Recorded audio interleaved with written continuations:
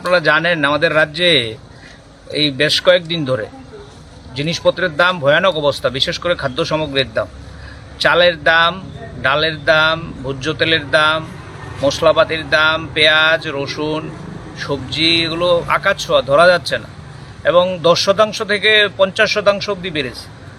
এবং পাল্টা অন্যদিকে হচ্ছে আমাদের যে গণবন্টন ব্যবস্থা, রেশন শপে জিনিসপত্র পাওয়া যাচ্ছে না। তো একটার সাথে একটা সম্পর্কযুক্ত। রেশন শপে চাল নেই, রেশন শপে চিনি নেই, রেশন শপে আমাদের ডাবল ইঞ্জিনের সরকার। 2018 সালে যখন সরকার আসলো, কত স্লোগান, ডাবল ইঞ্জিনের সরকার, কোনো কিছুর অভাব হবে না। এবং মন্ত্রী মহাশয় আস্তে আস্তে সাংবাদিক সম্মেলন করলেন, রেশন শপে আমরা তেল দেব, রেশন শপে আমরা মশলাপাতি দেব, রেশন শপে আমরা আরও অনেক নতুন নতুন জিনিসপত্র দেব। এবং মোদি সাহেবের ব্যাগ দিয়ে, তো মুখ্যমন্ত্রীর ব্যাগ দিয়ে পর্যন্ত কত প্রচার হলো, কিন্তু আমরা লক্ষ্য করছি প্রচার হচ্ছে সব ঠুনকো।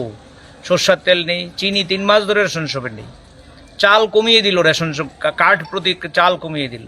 তো তার প্রভাব বাজারে পড়ছে। রেশন শপে যখন জিনিস নেই তখন বাজারে দাম বাড়ছে হু হু করে। আমি তো কোনটা কত দামে আপনারা ভালো বলতে পারবেন, আপনারা লিখছেন, ডেলি দেখাচ্ছেন, এবং মানুষ আমাদের কাছে যাচ্ছে। এই যে ভয়ানক পরিস্থিতি, আমরা অধিকর্তার নজরে নিলাম। আমরা বললাম যে বাজারগুলোতে আপনারা সার্ভে করুন, বাজারগুলোতে আপনারা কালোবাজারি বন্ধ করার জন্য ভূমিকা নিন, বিভিন্ন জায়গায় আপনারা অফিসার পাঠিয়ে তদন্ত করুন এবং মানুষকে জানান টাইম টু টাইম, বাজারে দ্রব্যমূল্যের তালিকা লাগানোর ব্যবস্থা করুন। অন্যদিকে বললাম গণবন্টন ব্যবস্থার মাধ্যমে আপনারা অন্তত নিত্য প্রয়োজনীয় জিনিসগুলি আমাদের দেওয়ার ব্যবস্থা করুন। এবং রেশন শপে এমন ডাল দিচ্ছে খাওয়া যায় না, এমন চাল দিচ্ছে খাওয়া যায় না, কাকর পচা ডাল, যেটা খাওয়ার অযোগ্য। আমরা বললাম এগুলো আপনারা দেখুন। অধিকর্তা সাহেব আমাদের দাবির সাথে সম্পূর্ণ সহমত পোষণ করেছেন। উনি বলেছেন যে দিল্লির সরকার এখন যারা সাধারণ আছে, কি বলে এটাকে, এপিএলদের চাল দিতে রাজি হচ্ছে না। তো আমরা তো ওনার সঙ্গে রাজনীতির কথা বলতে যাইনি, কিন্তু আমরা আপনাদের মধ্য দিয়ে রাজ্যের মানুষের কাছে এই কথা জানান দিতে চাই, যারা ডাবল ইঞ্জিনের স্লোগান দিয়েছিল তাদের সরকার এখন বলছে এপিএলের জন্য চাল দেবো না, এপিএলের জন্য চিনি দেবো না, কোভিডের পরে চাল কমিয়ে দেবো, রেশন শপ বলে কোনো শব্দ রাখবো না। এই জায়গায় নিয়ে যাওয়ার চেষ্টা হচ্ছে। মশলাপাতি রেশনে চালু হয়েছিল, এখন শুনলাম অধিকর্তা সাহেবের সাথে কথা বলে মশলাপাতির জন্য সরকার কোনো ভূমিকাই নিচ্ছে না।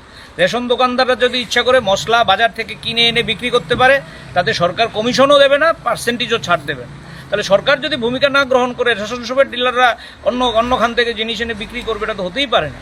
সুতরাং এই যে গোটা অব্যবস্থা খাদ্য দপ্তরের মধ্যে, এই অব্যবস্থার বিরুদ্ধেই আমরা এখানে এসেছিলাম।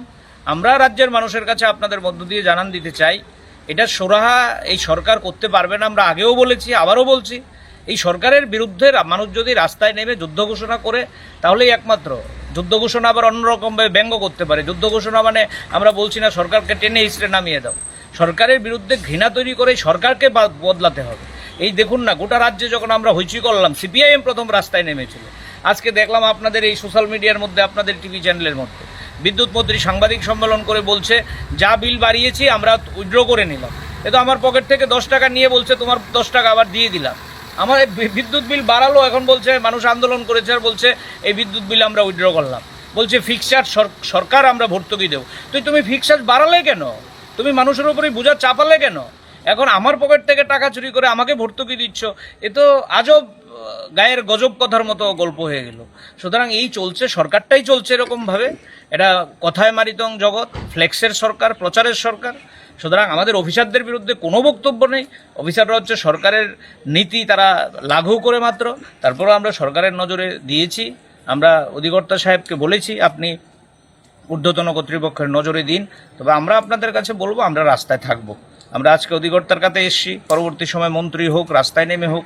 আমরা যেমন ইলেকট্রিক বিলের বিরুদ্ধে প্রতিদিন লড়াই করেছি, স্মার্ট সিটি নিয়ে প্রতিদিন লড়াই করছি, জলের কর নিয়ে প্রতিদিন লড়াই করছি, এই নিয়েও আমরা লড়াইয়ের রাস্তায় থাকবো।